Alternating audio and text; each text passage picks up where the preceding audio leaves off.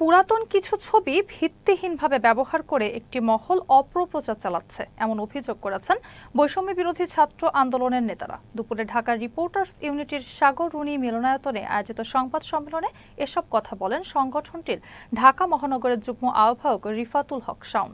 এ সময় সংবাদ সম্মেলনে আরও উপস্থিত ছিলেন ঢাকা মহানগরের আরেক যুগ্ম আহ্বায়ক সাদমান সঞ্জিত ও শাহ আলী থানা কমিটির সদস্য সচিব মোহাম্মদ পারভেজ।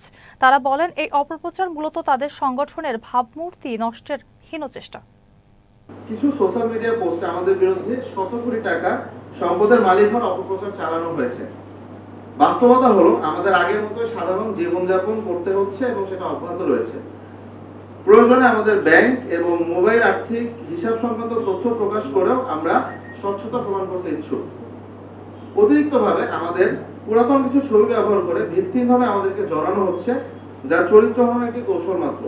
জুলাই আন্দোলনে আমাদের কি ভূমিকা সেটা মিরপুরের সকলেই সম্পর্কে অবহিত।